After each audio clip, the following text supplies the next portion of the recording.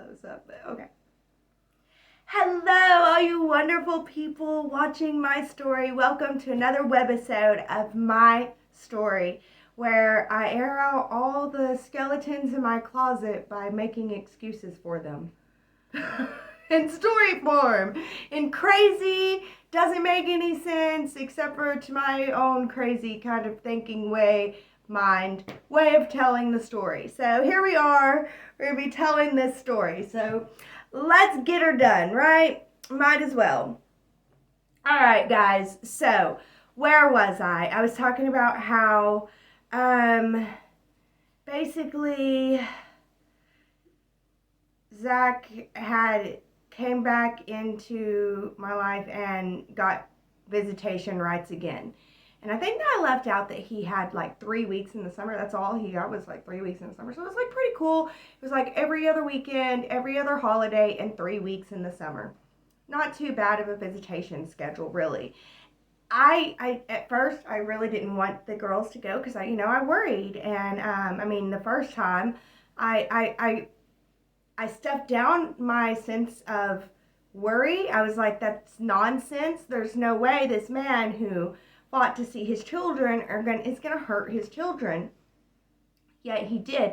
Of course, he doesn't view it that way. And I do respect that. I know people were like, can you forgive? Can you forgive? I've forgiven the unforgivable. And the reason why I say that I've forgiven the unforgivable is because I can tell you that, I can tell you how he doesn't see it that way. How he actually thought that by molesting the girls, he was doing them a favor. He was helping his kids and giving them strength and courage and, and everything. I don't know. That's the way he sees it, guys. So if you're going to judge me for being able to forgive him, I don't know what to tell you, honestly, because yeah, I don't know. But at the time, I hadn't forgiven him at all. I was very confused. The court system said I was a parental alienator, that I taught my kids to say that he was doing these things to them and that I was keeping him from them. And yeah, it was crazy because, whenever they came to me and told me that, I'm like really going fast and rambling because I don't want to talk about this stuff. I really don't. Oh, but anyway, I want to get it out there though. I'm hoping that once it's released, I can let it go for real. Let it go. It's got to be letting go, right? So anyway, yeah. When they told me that he had touched them, and then he admitted it to me. He admitted it to me, and then it was found true.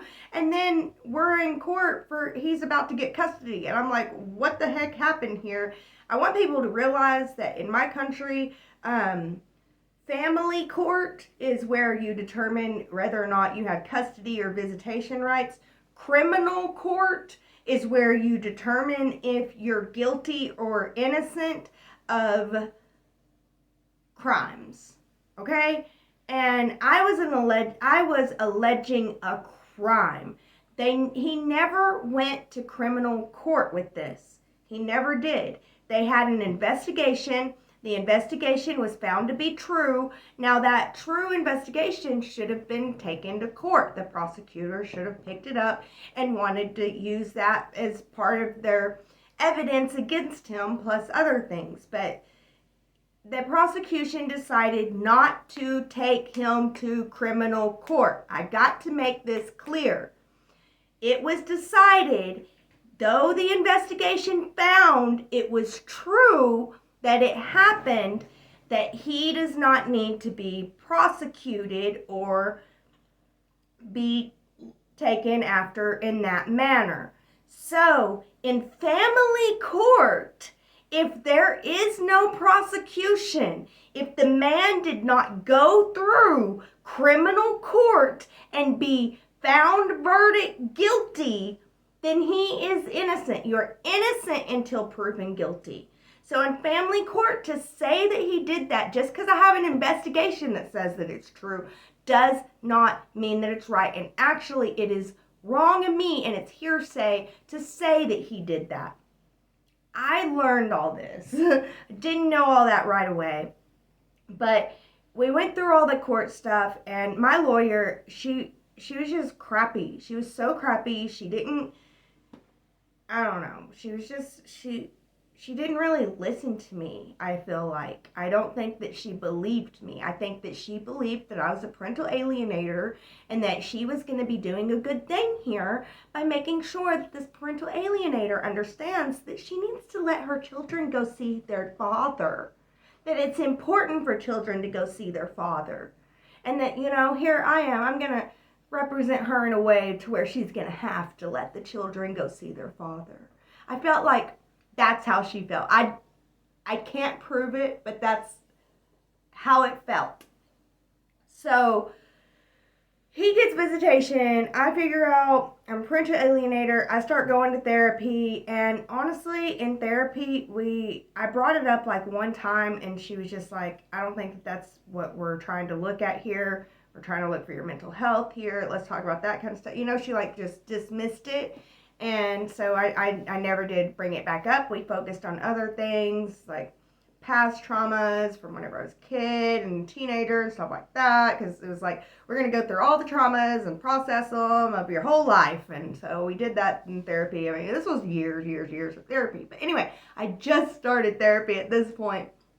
And my husband was back from war, but he had to stay in the state that he had to stay in that had the army post. He had to stay with them because he's an army soldier man, and until he's released, until he's finished. He's about to finish his second 4-year term with the army, and he just got back from war, and we don't have the big pay no more. I didn't save up any money for a house like was the plan. The plan was we were going to have money for a house whenever he got out. Didn't have none of that. I didn't have a job. That was also the plan. And I had just finished custody court, and the kids were going to be going back to see their dad for visitation. And I was babysitting my neighbor's girls, and he was pretty much never ever home. He was a single dad, and he was never ever there, and he never ever paid me. And these girls came home from school one day with headlights. And I mean, this girl, she had her hair up in a bun, and I just parted it, and it almost made me want to puke because all the bugs came, and I was like, I screamed. I was like, you can't come in my house. And I was thinking they've already been in my house. So I go look, and sure enough, all my kids, I have 3 daughters.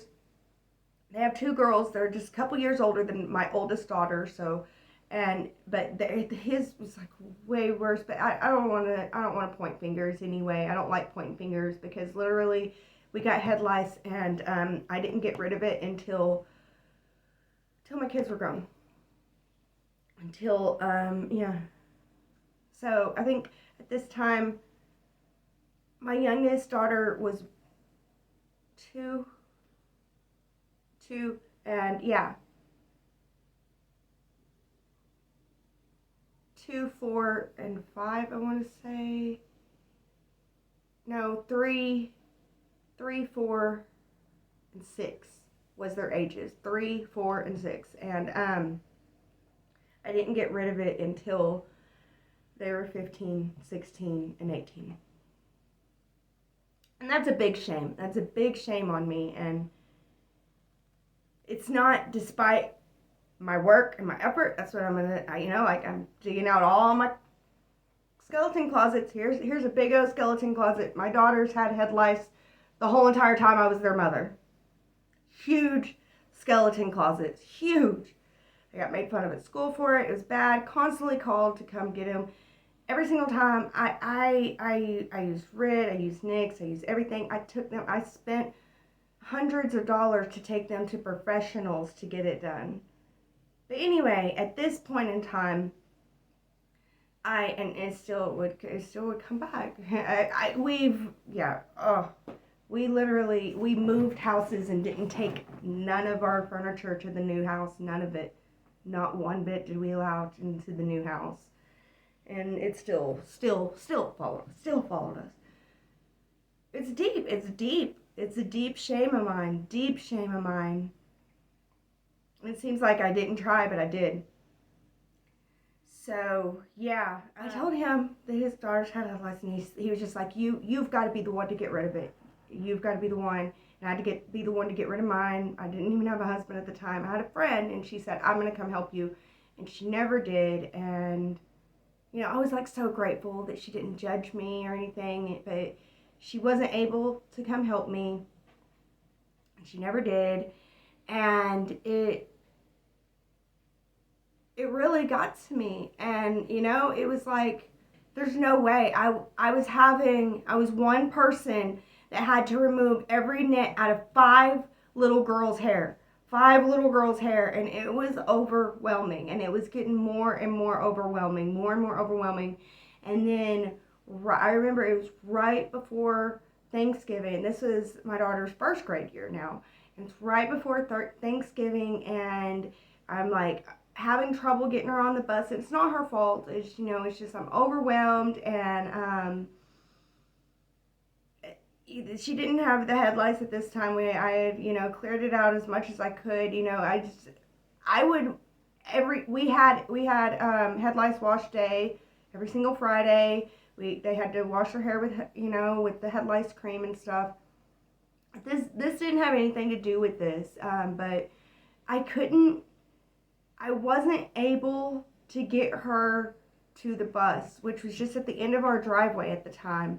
I wasn't able to. I don't remember what it was. I do remember that the night before that, my husband had asked me if he can go to a wedding with his friends and everything. And I'm the type of relationship person, first of all, I'm the type of relationship person that thinks every relationship defines itself. So you define it within the relationship. Once you've spoken it and you've defined it in the relationship, then that's how it should be.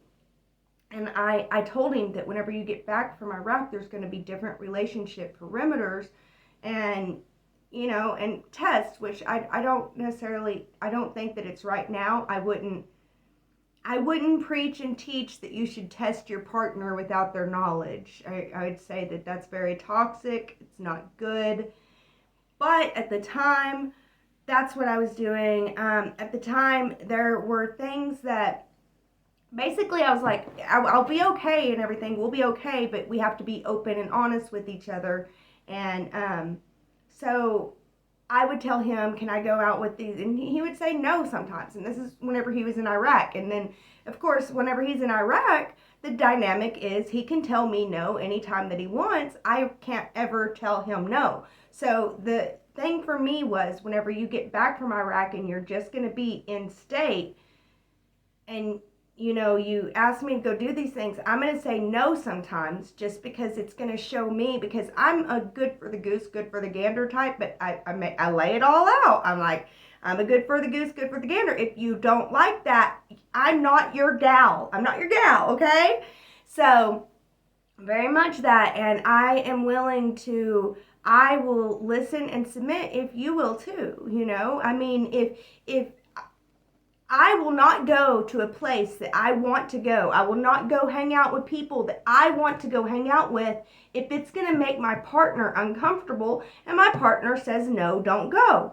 Why? Why would I not go? Not because, I'm submissive or anything like that, but because whenever I'm going to be uncomfortable because you want to go somewhere, I'm going to tell you no and you're not going to go. Because you value my comfort just like I value yours as a partner, okay? And that's just how it is. And I was like, I'm going to be testing this while you're out there. So he asked to go to a wedding. So far, everything that he asked to go do, I've been like, yeah, I go do that, whatever. Yeah, I go do. Yeah, I go do. Yeah, I go do. And then he asked to go to a wedding. And I was like, no, I'm not comfortable with that. I would rather you be home and talking to me on the phone anyway. I'm going through a hard time. I'm really stressed and da-da-da-da-da. And he was just like, F you, I'm going to the wedding anyway. And so that happened the day before. And that was really weighing heavy on me. And I was just like, oh my gosh, I can't stay married to this guy. I don't know why. I had a complete and total mental breakdown. This was my first mental breakdown. And it happened, the school bus was pulling up. And I'm just like, I'm having a mental breakdown. I'm going crazy. I'm twisting in my mind. Like, part of it is the fact that I'm like thinking to myself, and this is a very, you'll see, I had no earthly idea I was mentally ill at this point. My mental illness thing is why this was happening. So if you're like a neurotypical person, you probably won't understand this type of thinking. But if you're neurodivergent, you might understand it a little bit, because this was very much of a, I can't trust my partner no more. All the trust that I thought that I could have in my partner is completely gone. I can't. My whole world was blown. It was pretty much blown, and I had the biggest panic attack that I've ever seen in my life, that I've ever experienced in my life. I can only bring it back to that 14-year-old that climbed up the tree. Like, that was the feeling that I had, but it was intense, and it was all over, and I left my body, and I was literally outside of my body. My body fell to the ground, and I'm outside of my body. I'm still breathing in my body. My body's still alive. It's just fell to the ground, and my daughter saw this, and I watched my daughter see this, and my middle daughter is like hugging me, and she's like, "It's okay, Mama, it's okay." And I could tell that I was traumatizing them too, and it's just, my body was just breathing fast, fast, fast, and I had no control over that. I had no control over anything, and I was like outside of my body, and I was like telling myself to get myself together, get yourself together. You're traumatizing your kids. Get yourself together. Get yourself together. You're traumatizing your kids. And I don't know. I don't know. An ambulance was called, and I was taken to the ER. My sister took my kids. Thank God she was there to do this, and thank God she stood up, because if she wouldn't have, I don't know what I would have done, because I don't even know. I ended up going to a mental hospital, and I spent the whole Thanksgiving week that year in the mental hospital. It was my very first time to be in the mental hospital. I didn't know what was going on. We were all trying to figure out what's going on. I had always thought that I was slightly schizophrenic, because my grandfather on my mother's side was schizophrenic, and that's how it goes on your mother's side. And but that would be her father's side, so it wouldn't be, But anyway, I always thought that maybe I'm slightly schizophrenic. I did learn that, the lady, because I kept saying I'm schizophrenic, and they were like, "No, you're not." I mean, I knew I was mentally, and something is wrong with me. Something is definitely wrong with me, really bad. And, I'm even scared that Zach is going to hear about this and be able to take the kids, And I think that year Thanksgiving was my holiday. Yeah, he ended up with Christmas. So,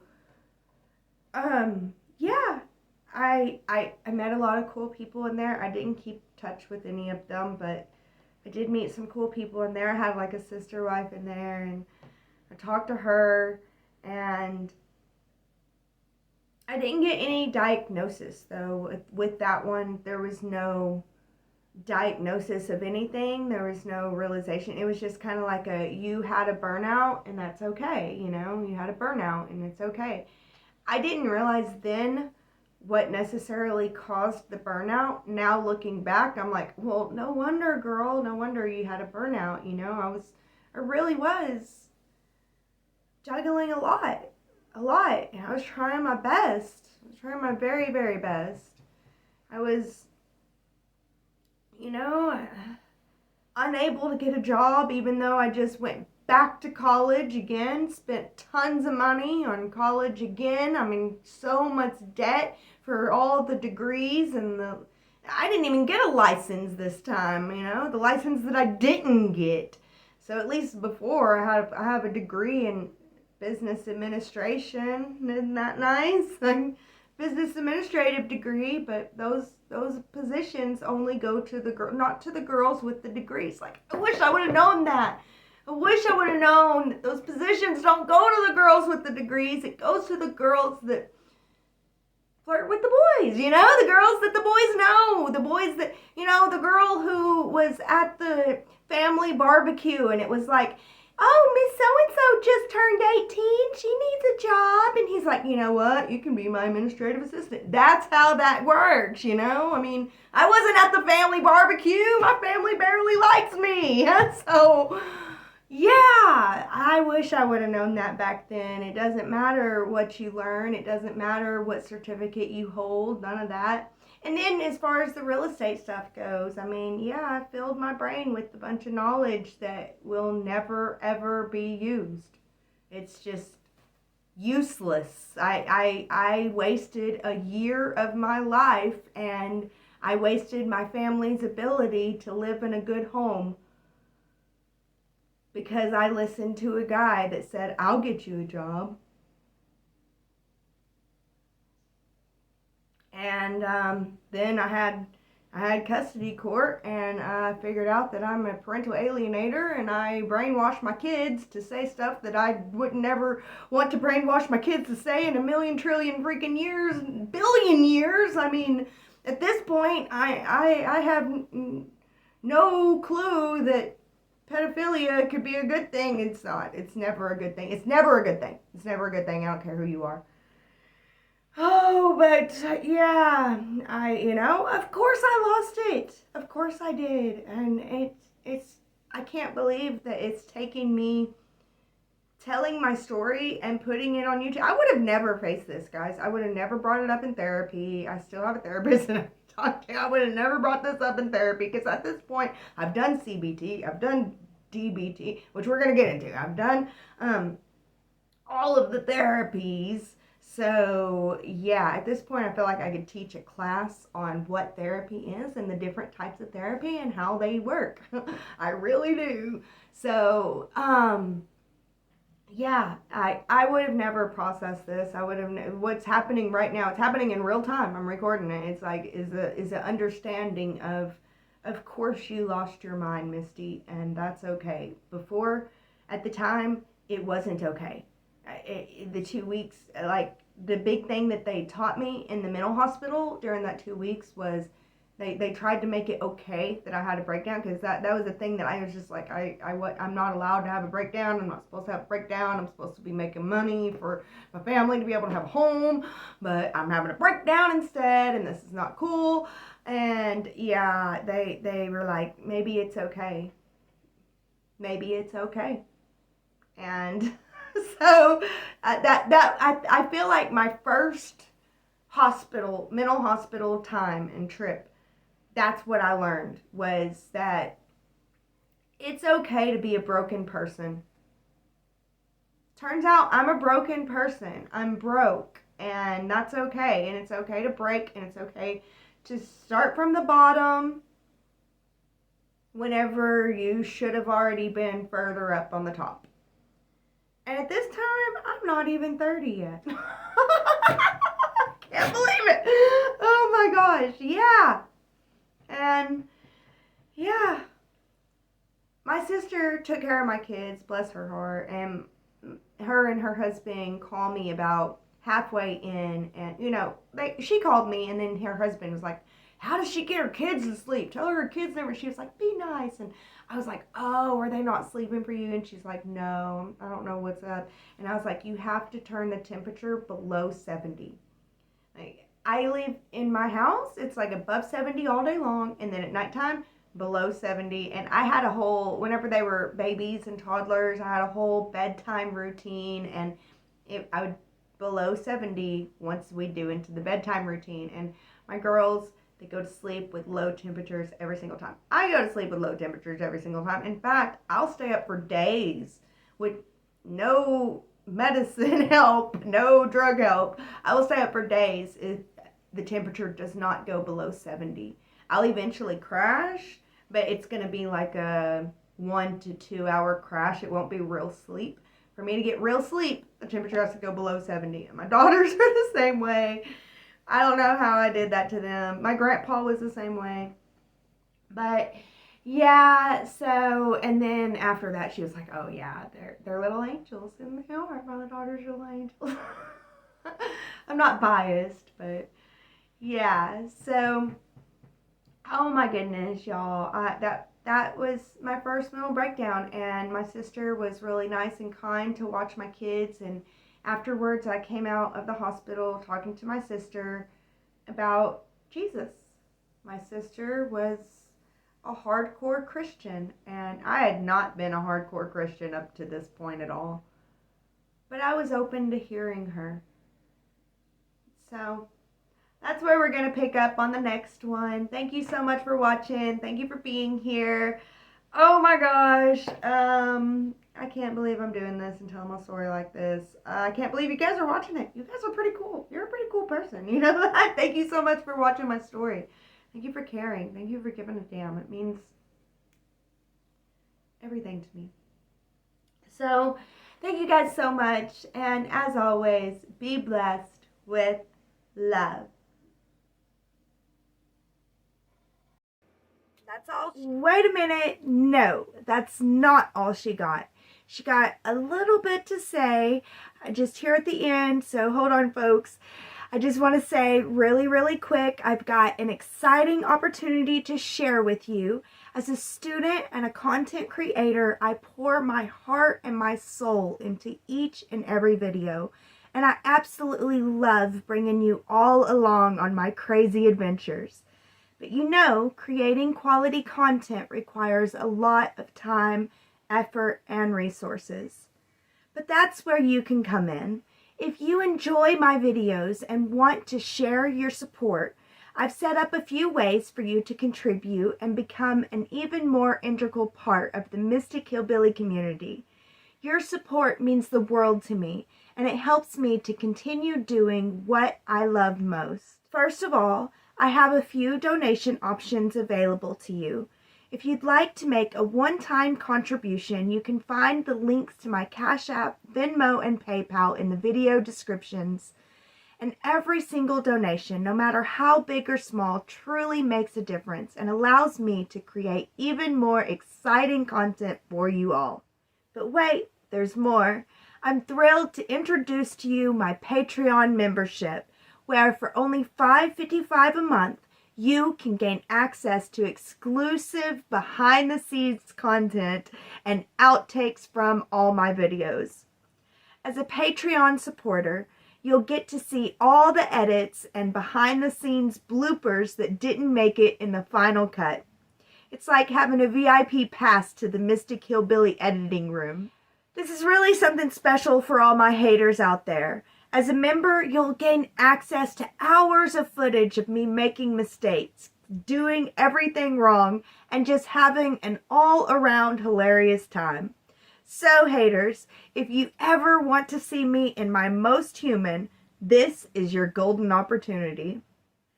So, whether you choose to become a member or make a donation, know that your support is deeply appreciated. I genuinely thank each and every one of you for being a part of this amazing journey with me. Your positive energy and contributions mean everything to me. Before I go, I just want to take a moment to say that I pray that every blessing sent my way is multiplied and returned to the sender tenfold. May success find their way into your lives as you've brought them into mine. Thank you all so much for your support, and until next time, stay adventurous, stay curious, and always remember to keep the mystic in you alive. And now, that's all she got.